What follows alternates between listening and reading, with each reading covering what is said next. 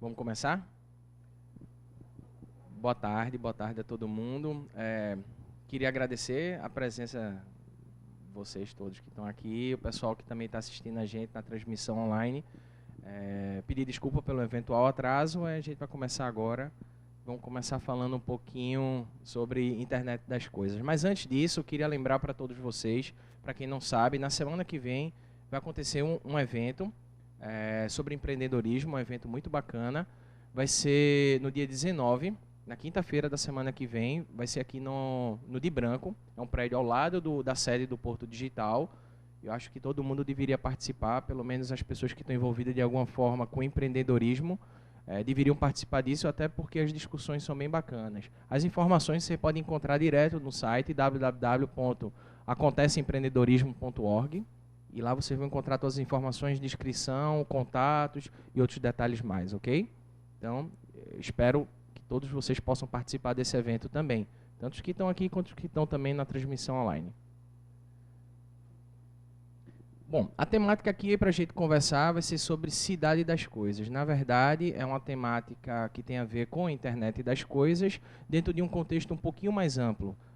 Ultimamente se tem falado bastante sobre a internet das coisas, sobre esse tema, sendo que a gente agora há uma tendência natural de começar a ampliar o escopo dessas discussões para sair um pouco apenas dessa temática que já está começando a ficar um pouquinho batida, né? Para os que não me conhecem, meu nome é Rafael Robalo, o pessoal me conhece pelo meu sobrenome aqui no César Robalo. Eu já trabalho aqui há um pouco mais de 5 anos. Atualmente eu sou líder técnico no projeto da HP e tenho trabalhado com isso já fazer quase uns 4 anos que eu tenho trabalhado nesses projetos. E de uma certa forma, nos últimos anos, os projetos têm sempre a ver com questões de embarcado, questões que também, sensores, coisas que vêm impulsionando o mundo da internet e das coisas de uma certa forma. Essa minha temática ela surgiu a partir das minhas pesquisas no Centro de Informática, no mestrado, junto com o professor Kiev. Então, a gente vem discutindo bastante coisas de internet e das coisas lá.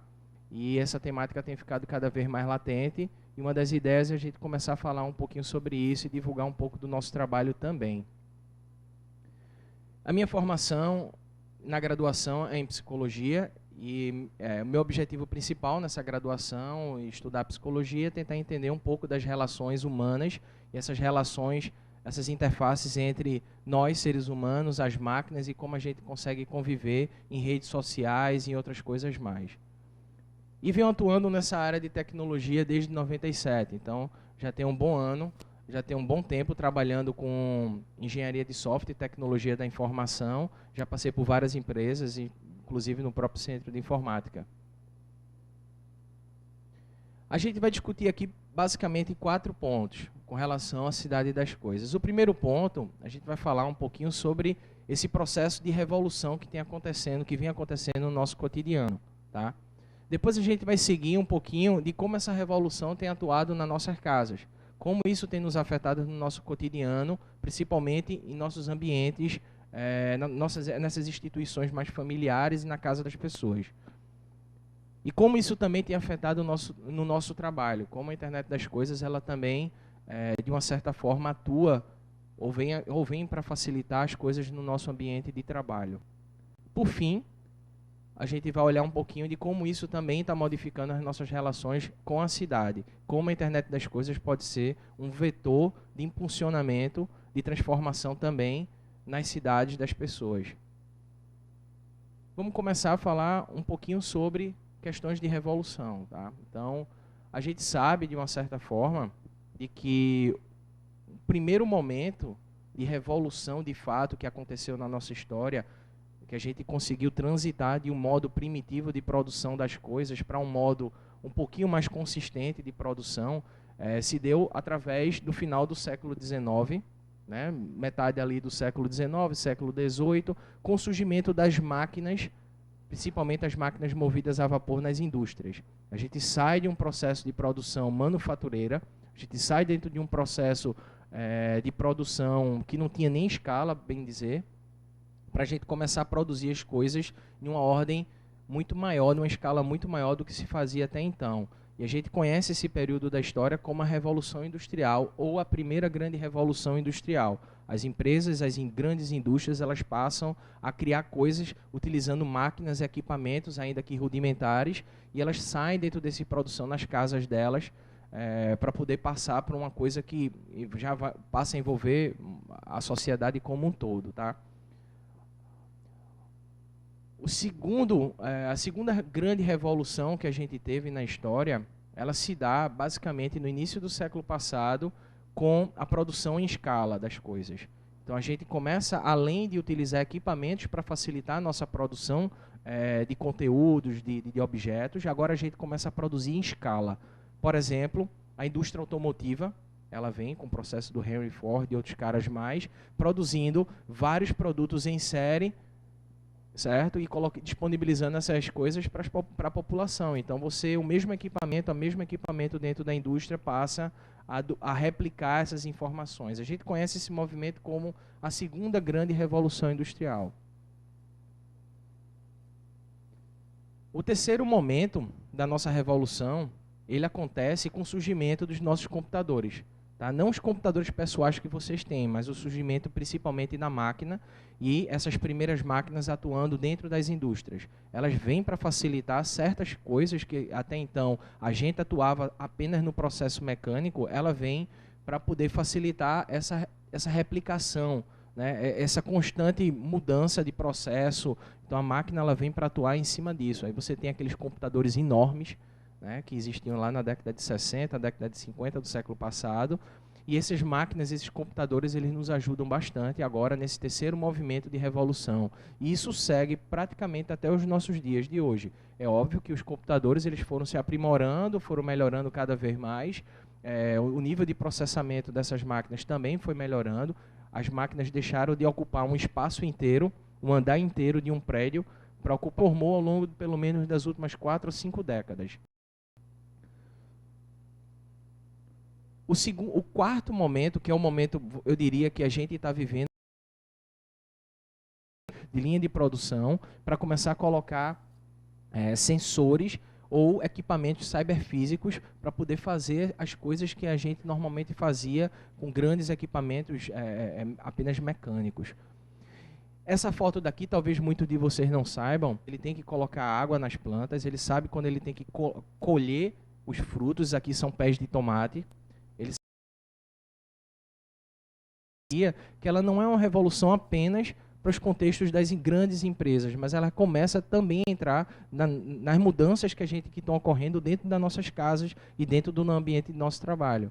Tá? Então, não só mais nesse processo de produção em grandes escalas, mas também no processo de como as coisas funcionam na tua casa. Você passa a cada vez mais delegar responsabilidades que estão dentro da tua casa a componentes autônomos, ou robôs, vamos dizer assim, e eles fazem aquelas coisas e às vezes fazem muito mais bem feito do que um ser humano. Isso tudo ocorreu, basicamente, graças a esse que não conhece, isso aqui são automático dentro da tua própria casa, coisa que há poucas décadas atrás você nem podia imaginar que esse tipo de coisa aconteceria. Então, esses sensores são os grandes responsáveis por esse impulsionamento que a gente está vivendo nos dias de hoje, né? Essa aqui é uma outra imagem também que representa uma linha de produção numa fábrica de automóveis completamente autônoma, né? Então, você não tem necessariamente a presença de seres humanos nesse ambiente, e se eventualmente um ser humano entrar numa sala como essa, dependendo dos equipamentos que você tenha, esses equipamentos podem parar. Você pode parar uma linha de produção inteira apenas porque você entrou numa área que não deveria. Então isso aqui é um risco muito grande, até porque esses caras executam procedimentos, eles podem te soldar sem querer, eles podem te capturar sem querer nessa linha de montagem. Então esse aqui fabrica-se carro completamente sem necessariamente um ser humano intervir nesse processo. É óbvio que nós, engenheiros, que trabalhamos na área de computação, na área de hardware, somos responsáveis também em criar esses projetos, em programar essas máquinas, né? Então, nós atuamos muito mais nos bastidores disso do que, de fato, na linha de frente. E isso é um processo de revolução muito grande frente ao que você tinha na época de Ford, né? Há quase 100 anos atrás. Uma outra coisa que a gente vem vendo bastante, graças também aos sensores e todas essas discussões de internet das coisas e automações, no modo geral, é a presença disso nos nossos veículos e na nossa segurança, no nosso bem-estar. A gente vê que cada vez mais os nossos veículos eles serão dirigidos, ou vamos dizer assim, pilotados de maneira autônoma, e você não vai interferir nesse processo. Isso já é uma realidade em alguns protótipos, em alguns países já tem projetos para que esses veículos eles funcionem sem que você interfira no processo de pilotagem dele. E graças à presença de sensores nesses equipamentos, eles detectam a distância, qual veículo e qual distância está da sua frente, se existe alguém nas suas laterais que você não está visualizando, os famosos pontos cegos. Inclusive, eles detectam, se comunicam com a própria rodovia. Então, eles conseguem detectar que naquela rodovia existe um limite de velocidade e ele não te permite que você acelere mais do que você deveria. Na verdade, você nem acelera. Ele mesmo controla essa velocidade por você, certo? Graças à presença desses sensores e graças também a essa revolução que a gente vem passando, essa transformação muito grande que a gente vem passando da área da computação, principalmente. Há quem fale também sobre essas ondas de transformação da internet, né? Ou, vamos dizer assim, essas revoluções industriais mais vinculadas a questões de inovação.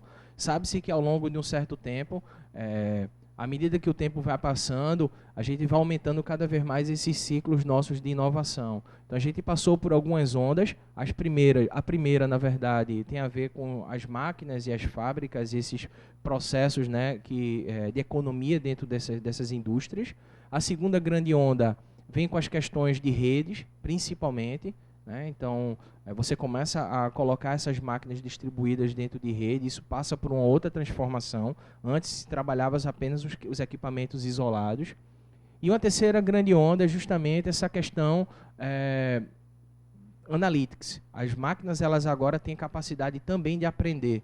Então, elas aprendem durante o processo, elas conseguem fazer análise dos dados que elas produzem ou que aquele setor produz e conseguem aprender com uma determinada informação, graças a essa quantidade de informação toda que a gente tem e do poder nosso de processamento dessas informações.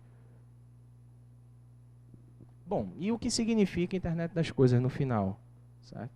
Para quem não sabe, o termo Internet das Coisas, ele foi, vamos dizer assim, surgiu, vamos dizer, primeiramente, por um carinha que trabalha na empresa Procter & Gamble, uma indústria de cosméticos, de produtos de beleza, limpeza, enfim, onde ele vai fazer algumas análises a partir dos dados, ele vai poder fazer algumas análises a partir do ecossistema que ele vivia naquele momento, né, em 2009.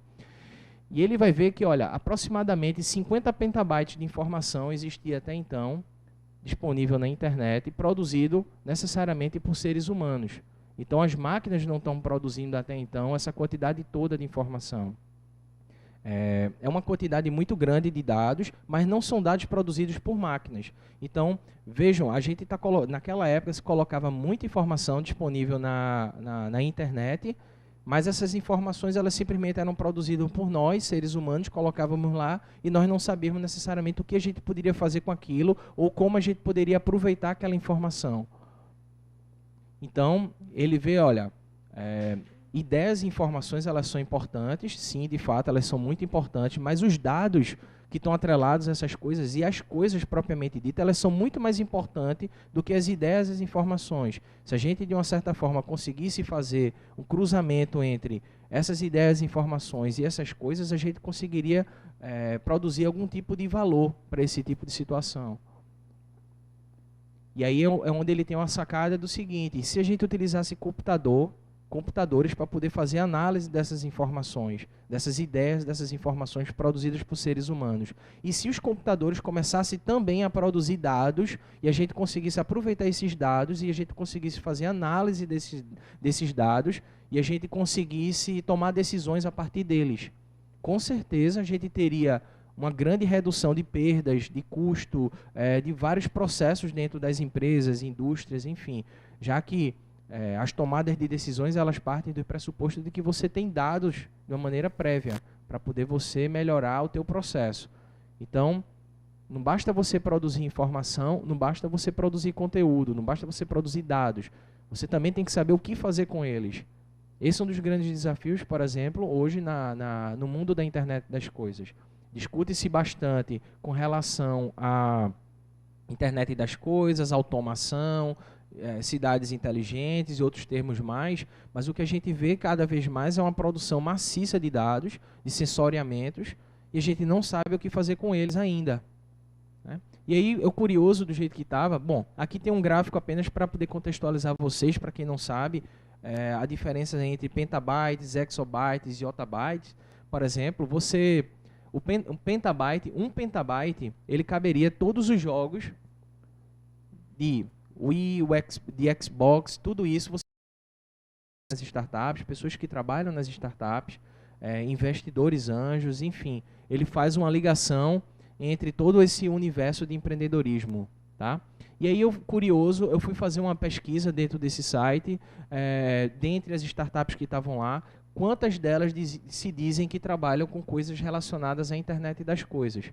Então, você tem, até a semana passada, tinham quase 700 mil startups, 675 mil startups cadastradas nessa base. E aí eu fiz uma combinação de algumas palavras-chave e eu vi que apenas 785 empresas dizem que trabalham com coisas de internet das coisas. Isso representa 0,12% das startups que estão lá. Eu acredito que a grande maioria que está lá de startups estão tentando ser o novo Facebook, né? O novo Mark Zuckerberg, ou tentando descobrir uma nova oportunidade de rede social que ninguém nunca pensou até hoje. Mas coisas que estão sendo discutidas nas indústrias e nas empresas nos dias de hoje, pouca gente está interessado em trabalhar, ou se diz, né, que trabalha com isso. E aí uma outra coisa interessante é o seguinte, eu também fui fazer uma pesquisa lá sobre empresas que trabalham com Big Data, né, com grande volume de dados, ou empresas que trabalham com análise desses dados, seja pelo Google Analytics, Custom Analytics, Analytics propriamente dito, empresas que trabalham em análise de dados. Certo? E aí eu encontrei um pouquinho mais, 1% das empresas que estão lá dizem que trabalham com isso. 6.800 e poucas empresas no mundo inteiro dizem que trabalham com esse tipo de situação. Isso representa 1% apenas do universo todo. Eu acho, por volume de dados que a gente está produzindo, pela quantidade de oportunidades, algo muito pequeno. Até porque boa parte dessas startups que estão aí, muitas vezes elas não saíram nem no âmbito das ideias. Então, é apenas uma ideia. Quantos de fato dessas empresas estão botando a mão na massa e gerando algum tipo de valor, né? Então isso é muito pouco para o volume de informação que a gente está produzindo, nós seres humanos e os sensores estão produzindo e disponibilizando isso na internet. Um outro dado interessante é que eu peguei no Google Trends, né, que analisa as tendências do Google em termos de pesquisa nos últimos anos, e eu vi que há um crescimento, e é um crescimento esperado, vamos dizer, sobre os termos internet das coisas e cidades inteligentes. Então, essa linha azul é uma tendência de pesquisas no Google para o termo internet das coisas, e a linha vermelha é uma tendência para cidades inteligentes. Então, internet das coisas sempre teve um pouco mais em evidência do que a própria cidades inteligentes. Até porque a internet das coisas, para quem não sabe, é um impulsionador das cidades inteligentes. Então, as cidades inteligentes, elas dependem dos sensores que fazem parte desse universo grande de internet das coisas. Então, uma coisa vem decorrente da outra. Isso também é uma tendência, né? Há uma variação de tendência aqui, mas isso só está relacionado ao interesse nas buscas, mas isso tem se mantido sempre alto com relação ao Google. Então, há um universo muito grande de oportunidade nisso. E falando no contexto da nossa casa, né? Não sei se muitos de vocês conhecem esse pequeno device, se eu posso dizer assim, esse pequeno hardware. Talvez, como a gente está falando aqui com um público que trabalha de uma certa forma com tecnologia da informação, vocês já tenham ouvido falar nisso. Mas para os que não ouviram, esse devicezinho, esse sensor, eu diria, É um termostato. Era, né, um simples termostato. Nessa foto ele ainda era um simples termostato. Mas não era um termostato qualquer. Esse cara que está segurando esse termostato, o sobrenome desse cara Fadell, Tony Fadell, esse cara era responsável pela divisão de hardware da Apple. Então, na época que foi lançado o iPod e o iPhone. Então, ele era o responsável direto pelas divisões de produção de hardware do iPhone, dos primeiros iPhones e do iPod. Ou seja, era o cara que estava no alto da curva, eu diria, no mundo da tecnologia, era um cara cobiçado por muitas empresas, né, obviamente, porque era um cara que detinha o conhecimento sobre a coisa e sabe trabalhar com a coisa, né? E aí, belo dia, ele chega em casa, ele vira para a esposa dele e diz assim, olha, pedi demissão lá da Apple, eu não quero mais trabalhar com isso, eu estou montando uma startup junto com os amigos meus, onde a gente vai produzir termostato. A mulher dele virou para ele e disse, você vai fazer o quê? Disse, termostato. Mas não é qualquer termostato. Esse termostato daqui, ele é um termostato que esses sensores, eles aprendem com o ambiente. Então, você coloca um termostato desse no teu ambiente, ele produz informação, produz dados, a ponto dele saber quais são os teus gostos em termos de temperatura, se você está presente dentro de casa ou não, né? Qual é a umidade que está presente naquele ambiente.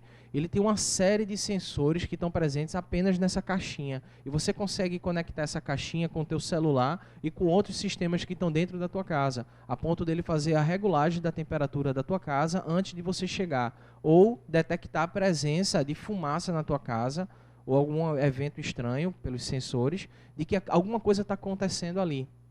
Certo? Esse simples termostato, o Nest, essa empresa Nest, ela foi vendida para o Google, né, já faz alguns anos, e algo em torno de 3 bilhões de dólares, esse simples termostato. Né? A empresa só fabrica isso. Até então, só fabricava isso. Eles estão agora diversificando um pouco o negócio deles, mas na época que eles venderam essa empresa para a Google, ela foi estimada em 3 bilhões de dólares. Eles levaram em consideração a quantidade de termostatos que eles já haviam vendido, mais alguns outros processozinhos extras, né? 3 bilhões de dólares apenas. E aí, o que é que isso também está afetando o nosso cotidiano? O que é que isso afeta a nossa vida? E é onde surgem as oportunidades para novos empreendedores e para as pessoas que querem trabalhar com essa área. Esse simples termostato, ele está mudando a lógica que as empresas nos Estados Unidos de seguro trabalham com as casas. Então, se você tiver um termostato como esse dentro da tua casa, empresas de seguro estão oferecendo descontos nos valores de seguro que você vai pagar anual. A gente aqui no Brasil não tem esse tipo de prática, mas lá nos Estados Unidos, Europa e em outros lugares, você paga seguros anuais para a tua casa, né? Por qualquer tipo de incidente, incêndio, alagamento, terremoto, coisas outras. Então, esse sensor, o simples fato de você ter esse sensor na sua casa, te dá o direito de conseguir um desconto frente às empresas de seguro. Então, o que está acontecendo é o seguinte, as empresas de seguros, elas querem ter certeza de que elas não vão colocar o dela em risco, né, vamos dizer assim. Afinal de contas, se alguma eventualidade acontecer na tua casa, elas vão ter que arcar com sinistro. Então, quanto mais seguro você tiver, melhor. Porque você coloca esse termostato na tua casa, você pode configurar ele para ele acionar uma empresa, por exemplo, ou os bombeiros na cidade, caso aconteça um incêndio, sem que você esteja em casa. Então, para o seguro, ele tem interesse nessa situação. Hoje, a gente tem os carros aqui no Brasil. Se você coloca o GPS no seu carro, você também pode reduzir o seguro do teu carro. Né? Se você coloca um simples localizador no teu carro, você também pode pagar menos no teu seguro. Tá? Agora, o que se faz com esses dados do localizador é outra história. Mas eles fizeram parceria com várias empresas de seguros. Então, essa é uma tendência natural. Você ter que pagar seguros e você vincular isso à presença de sensores para você pagar seguros para essas coisas. Tá? Uma outra coisa interessante dentro das nossas casas é a presença agora de sensores. Então, muitos equipamentos dentro de casa, principalmente na cozinha, talvez na sala também, mas eu diria mais na cozinha, eles estão começando a surgir com possibilidades das mais diversas. E o interessante disso é que eles fornecerem para vocês os dados de que eles estão detectando. Então, uma determinada pia na tua casa, a madeira, né, esse countertop aqui, essa mesa, ela pode se comunicar com o fogão, ela se comunica com a geladeira se comunica com o fogão, sei lá, apenas pela presença de dados. Então, ele sabe que a pessoa está tirando certo objeto de dentro da geladeira, ele pode automaticamente acionar o teu fogão. Mas o mais interessante do que isso é você ter acesso a esses dados, porque você pode fazer o aplicativo que você quiser. Então, antes das empresas sugerirem o que você vai fazer com isso, elas disponibilizam para vocês os dados para que vocês possam fazer qualquer coisa com esses dados. Certo? Então, esses sensores, eles são realidades dentro das nossas casas, e as empresas estão cada vez mais investindo nisso. Não é à toa que as grandes corporações como General Electric e outras grandes no mundo estão investindo bilhões de dólares só na área de internet das coisas. E estão comprando empresas que estão produzindo sensores, comprando empresas que estão produzindo soluções para isso. Tá? Porque eles têm um interesse muito grande em fabricar e colocar equipamentos nas casas para que as pessoas possam customizar todas essas interfaces. Isso aqui é um equipamento relativamente simples, pequenininho, parece ridículo, mas também é uma oportunidade de negócio. É uma startupzinha, certo? Que ela produz dados numa bandeja de ovos.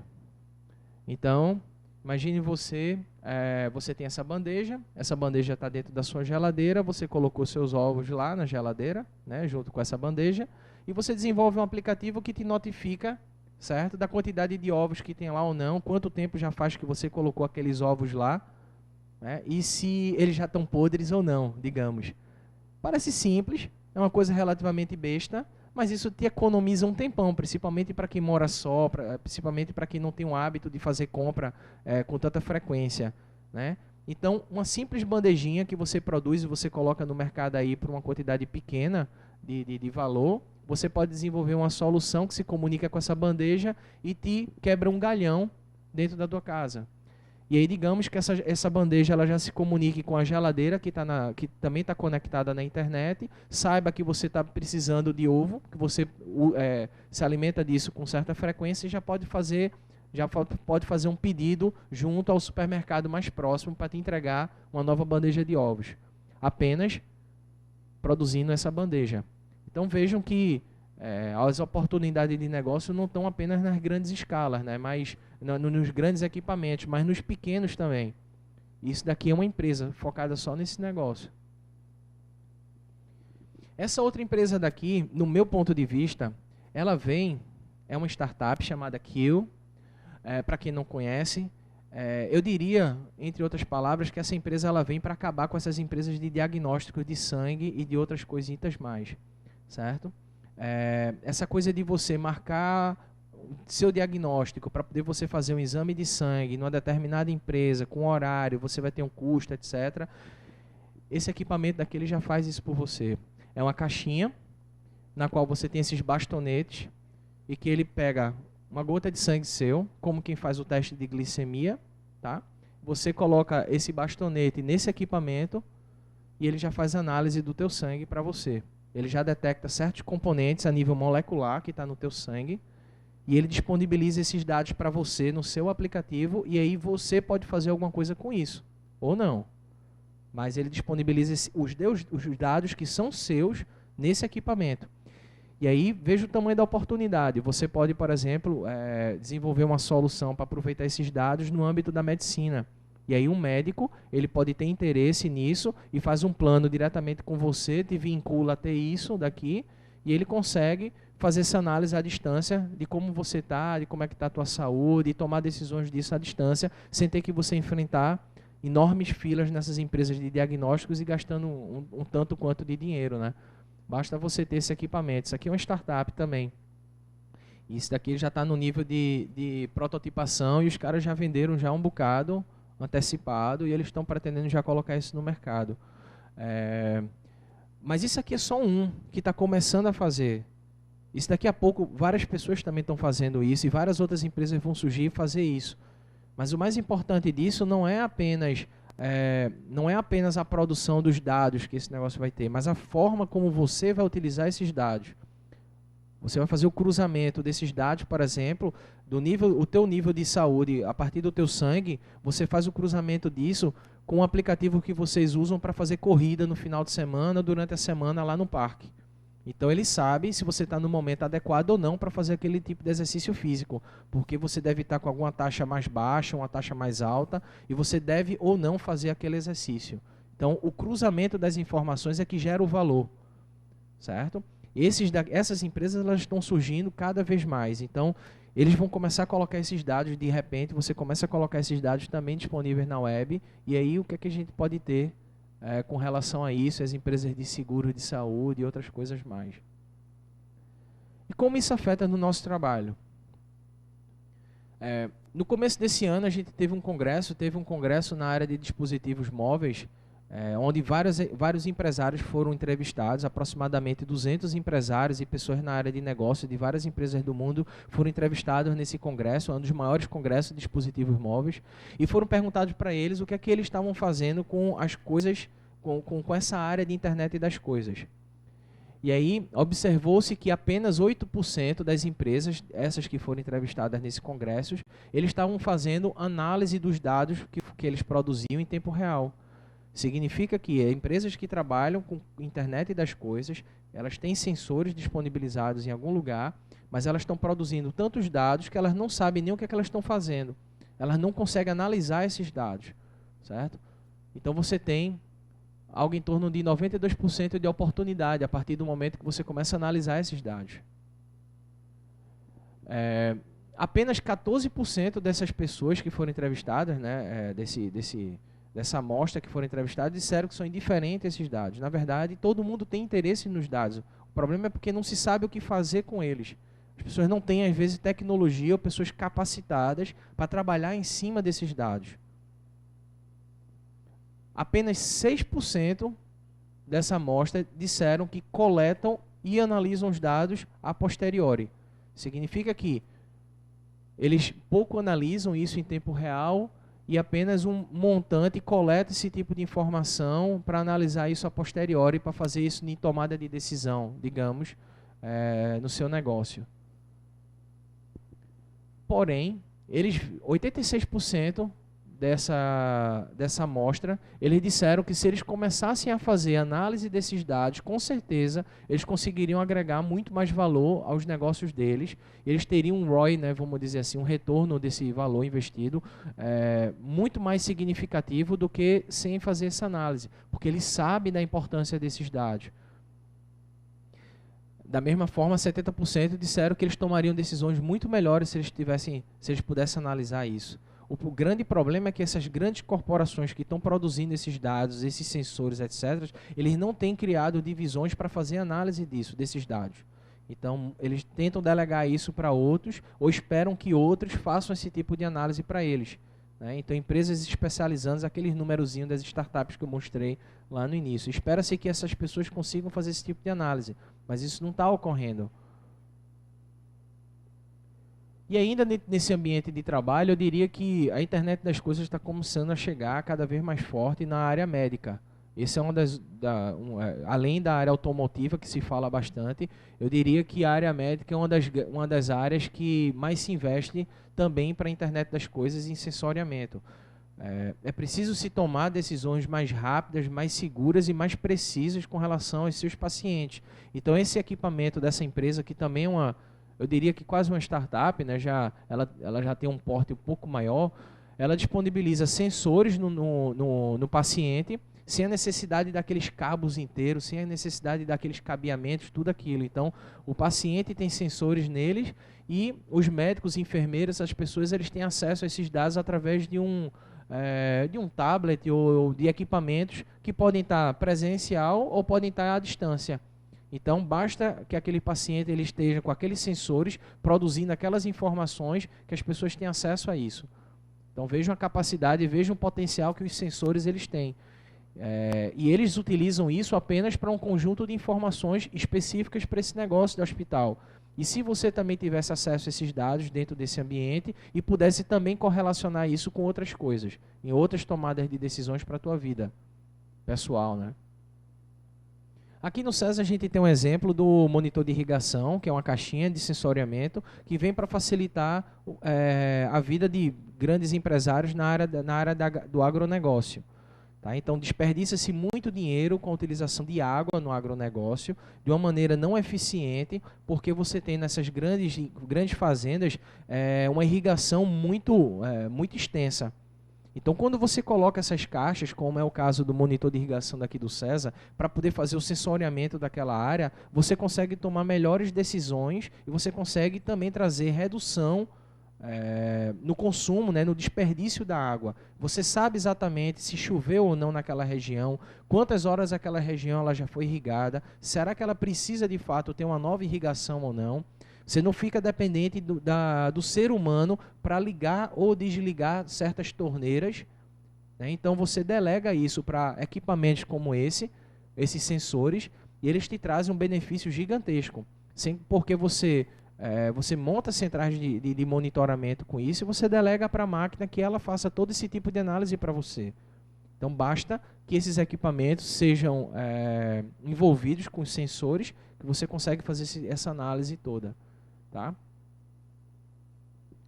Enfim, em nossa cidade, como é que isso afeta a gente na nossa cidade de uma certa forma?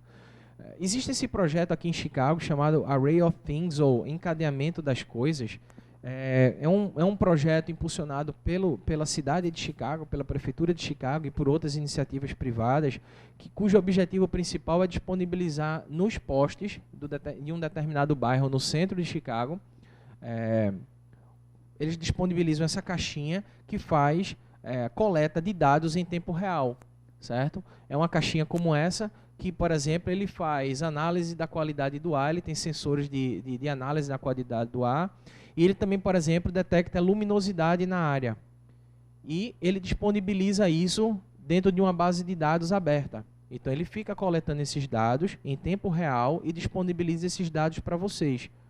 O que vocês vão fazer com esses dados é outra história. Por exemplo, aqui tem um aplicativo que ele faz análise, ele pega esses dados e ele verifica para você, ele te ajuda com questões de alergia, de asma. Ele verifica se naquela área a qualidade do ar está boa ou não está para você e te diz, olha, não segue para lá, cuidado ao entrar nessa área, porque a qualidade do ar não está muito boa, isso pode te afetar na tua respiração. Então, quem faz o que com os dados são as pessoas desenvolvem as soluções para elas. O que a cidade está fazendo é coletando essas informações para vocês e disponibilizando isso para as pessoas. Se cada um de vocês aqui decidirem fazer uma caixinha dessa e colocar aqui num poste na cidade, vocês correm um sério risco da Enlurb e outras empresas de controle urbano ir lá e arrancar do poste, até porque a gente não pode fazer. Mas quando a cidade se responsabiliza em fazer isso para você e te disponibiliza esses dados, aí você imagina a quantidade de possibilidades que existem que começam a surgir a partir disso. E aí as pessoas estão criando os mais diversos aplicativos possíveis para isso. Eles começaram esse protótipo apenas em uma região e eles já estão começando a expandir isso para outras regiões também. Tá? Então, o pessoal que pedala, o pessoal que caminha, o pessoal que corre, eles conseguem desenvolver soluções que podem cruzar os dados da tua corrida com os sensores que estão disponíveis naquele bairro. E ele pode facilitar dizendo assim, olha, entre na próxima rua, não vá em frente, porque lá a qualidade do ar não está legal, entre nessa rua daqui, ou então lá a luminosidade não está boa, evite passar por aquilo lá, coisas assim. Então fica a critério das pessoas o que elas vão fazer com os dados. Uma outra iniciativa bem interessante, chamada de Cidade das Coisas, por acaso, é na cidade de Antuérpia, na Bélgica, onde eles têm o objetivo de fazer o cruzamento de dados de sensores produzidos nas mais diferentes localidades. Então você tem sensores disponíveis nas ruas, seja nos postes, sensores na área de estacionamento, sensores para detectar luminosidade, umidade, velocidade do vento, etc. E eles estão fazendo a coleta desses dados e disponibilizando isso para as pessoas. Várias outras cidades na Europa também já estão fazendo isso, como Londres, Paris. Então eles estão começando a coletar esses dados e disponibilizando para quem quer que seja. O importante disso é o cruzamento das informações. E aí você consegue tomar melhores decisões. Você consegue sair da sua casa e saber quanto tempo de fato você vai levar para conseguir chegar lá. Se você chegar lá, vai ter estacionamento para você ou não. Se não tiver estacionamento para você, quanto tempo você vai ter que percorrer mais, quantos galões de gasolina você vai gastar, onde está disponível um posto mais próximo para você, pelo um preço mais adequado, e outras coisas mais que você pode fazer apenas no cruzamento dessas informações. O importante é que as pessoas estão cada vez mais disponibilizando esses dados e cabe a gente agregar valor a eles e elaborar novas soluções. Um outro projeto interessante também na cidade de Amsterdã, né? Parece ridículo para a gente porque a gente não vivencia esse tipo de realidade, mas lá em Amsterdã, onde você tem muitos canais e muita gente circulando, utilizando barco, isso é uma coisa extremamente útil, que é o seguinte: você tem esses barquinhos aqui, que eles ficam lá ancorados na margem do rio. Muitas vezes esses barquinhos pertencem às pessoas que moram nessas casas ou estão ali apenas circulando. E eles sofrem com um problema, principalmente na época de chuva. Isso é um problema praticamente público na cidade de Amsterdã. Porque quando começa a chover demais, esses barquinhos aqui que estão abertos, eles afundam, enchem d'água. Eles ficam tão pesados que eles chegam no nível do rio ou passam a marola de um barco maior, enche ele de água e ele afunda. Então os caras estão começando a elaborar, a colocar sensores aqui nesses barcos, que eles ficam emitindo informação relativa a peso, água, outras coisas mais nesses barcos, e eles disponibilizam isso para você. E aí você pode tomar melhores decisões a partir desses sensores. E a cidade evita o transtorno de você ter um barco afundado dentro do canal.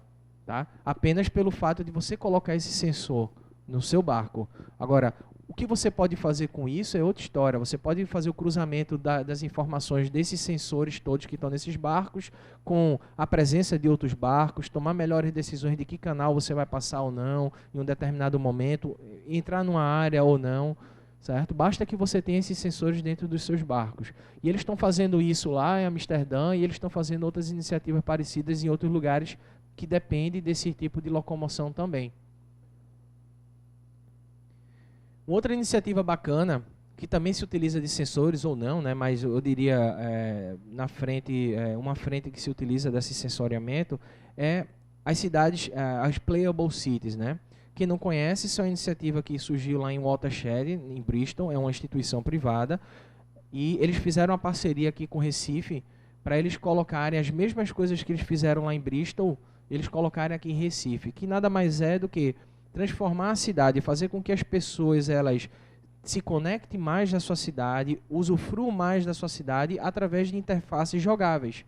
Então, você coloca, as pessoas interagem mais com os espaços públicos a partir do momento que elas começam a ver sentido naqueles espaços públicos. Então, elas andam naqueles espaços públicos e um chão vai se iluminando, por exemplo, para ela.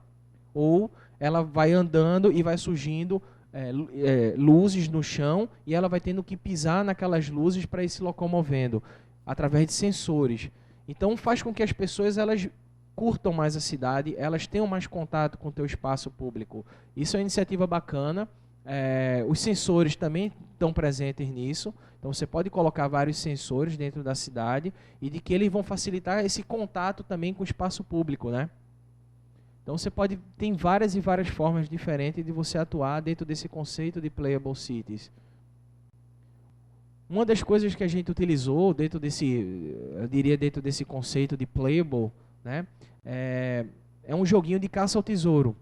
Nós lá do Centro de Informática, junto com o Kiev, junto com o pessoal também envolvido aqui no CESA, a gente criou um jogo de caça ao tesouro que faz com que as pessoas elas tenham que interagir mais com os espaços públicos ou elas tenham que sair mais apenas daquela caça ao tesouro em ambientes controlados.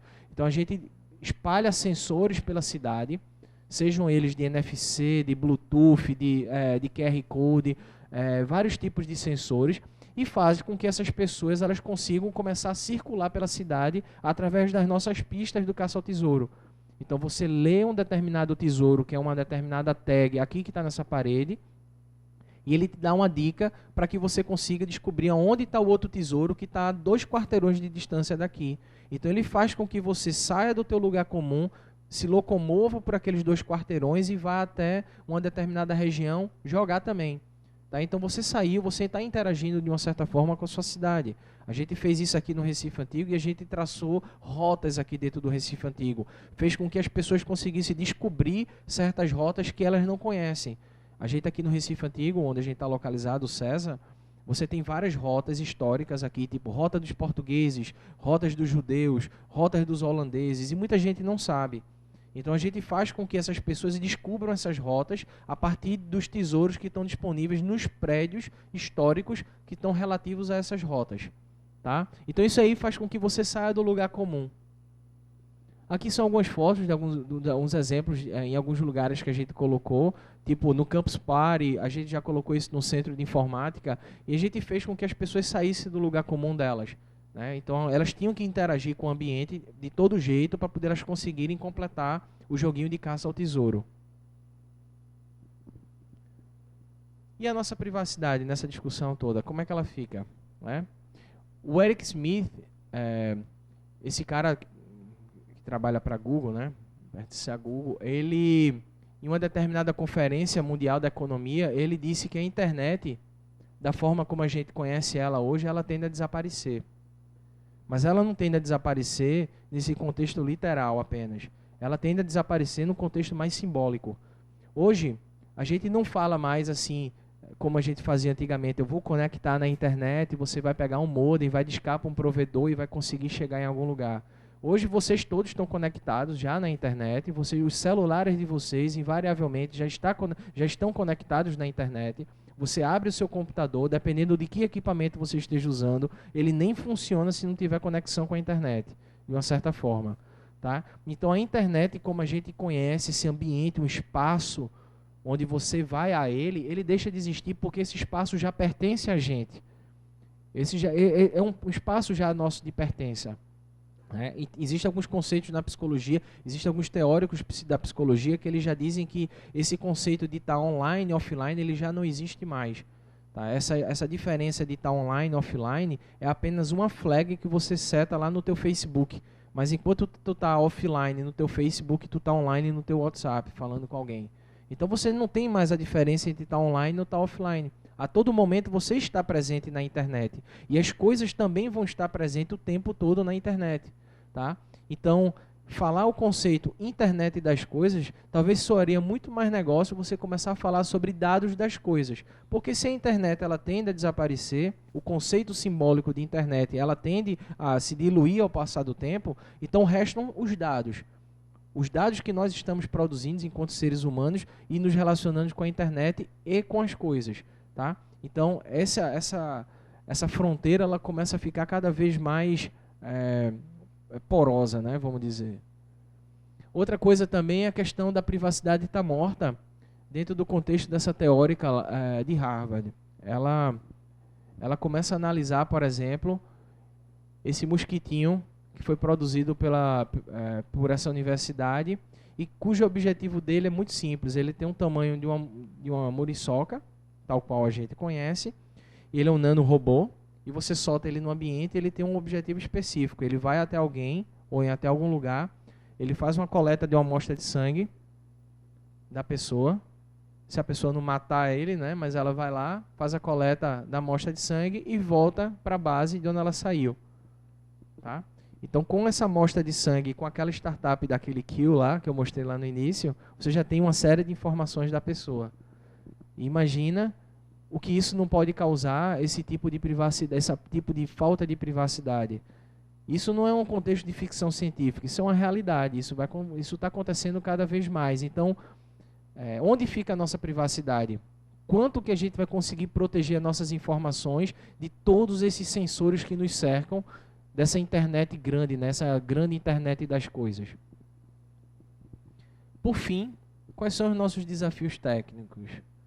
Eu diria que essa imagem daqui ela representa praticamente todas as soluções e ou startups que trabalham com coisas relacionadas à internet das coisas, sejam elas no ambiente de dispositivos pessoais, de academia, da sua casa conectada, ou plataformas como que estão desenvolvendo protocolos, questões de segurança e outras coisas mais. Tudo isso todas essas empresas aqui estão trabalhando de uma certa forma, gerando algum tipo de informação para a internet das coisas. Então você imagina, o grande desafio técnico nosso é, sem sombra de dúvida, fazer com que tudo isso converse.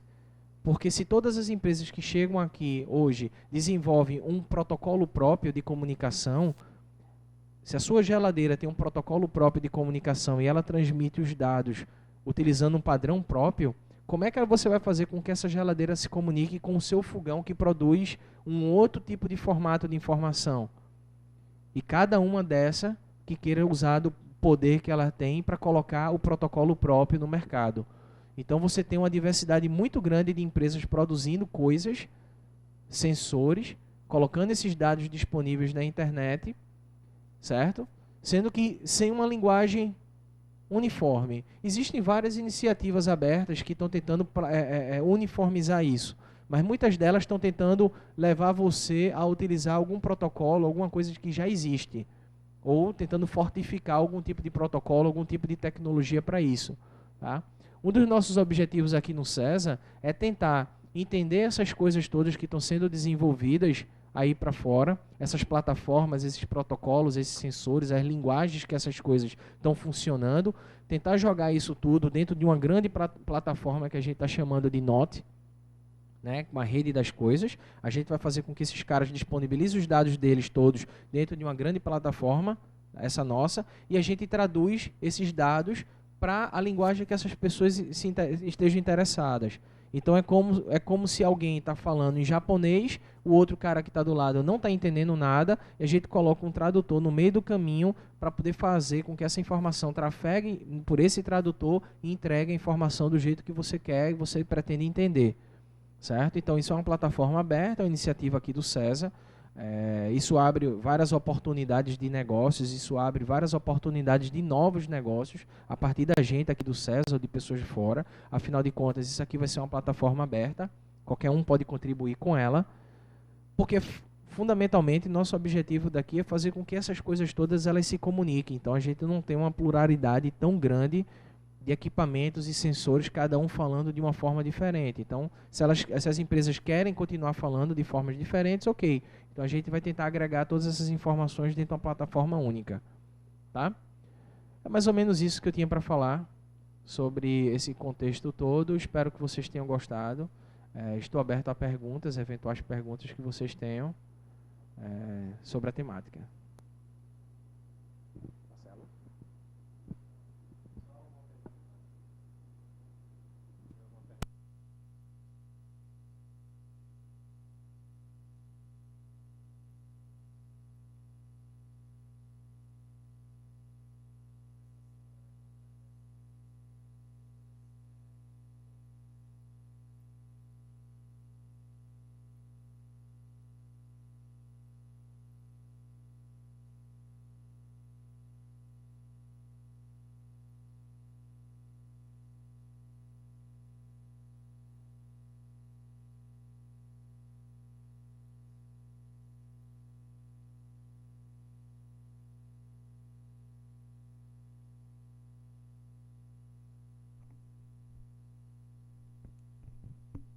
Bom, só último recado, quem quiser, fique à vontade, dos que estão aqui presentes, o pessoal que também está nos assistindo online, fique à vontade também para pode mandar pelas redes sociais do CESA, pelos contatos do CESA, através do Twitter, Facebook, Instagram, ou podem entrar em contato também pelo meu e-mail, rrw@cesa.org.br.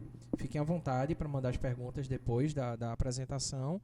Tá? E eu agradeço imensamente a presença de todos vocês que estão aqui, tá? Obrigado. Uma pergunta, olha lá. Sobre o projeto NOT, eu queria só saber, funciona aí? Eu passo para tu.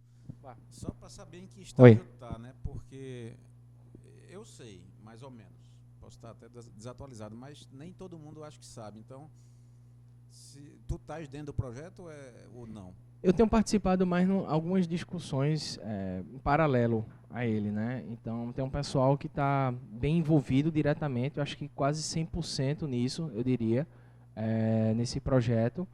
e que envolve desde elaboração mais baixo nível até as camadas mais alto nível. Mas, os protótipos são aqueles que a galera está fazendo lá da estação meteorológica e do bebedouro, por enquanto é isso, né? Que tem de uso, assim, de aplicação final, né? Aquilo eu diria que são cases, né? Samples que se utilizam, provas de conceito que estão sendo utilizadas em cima dessas coisas, né? Então isso está bem avançado em termos de desenvolvimento. Dentro dos próximos dias, eu diria, o código vai ser todo disponibilizado também aberto, a partir do lançamento de uma primeira versão beta também disso, mas isso já está bem avançado o desenvolvimento. Já tem um site, né? Quem quiser acessar o site para obter outros detalhes da plataforma, note.cesa.org.br. Lá tem contato, tem todas as informações, samples, cases de que a gente está desenvolvendo para isso. Mas isso já está bem avançado, porque a nossa ideia, a ideia do Cesa, principalmente, é se inserir logo nesse mercado, colocar logo essas soluções no mercado, porque a gente quer entender o que é que está fazendo aí fora, quer entender do que a comunidade também está desenvolvendo e também quer gerar algum tipo de valor para as pessoas que queiram utilizar essa plataforma. Tá? Então, já está bem avançado. Legal, obrigado.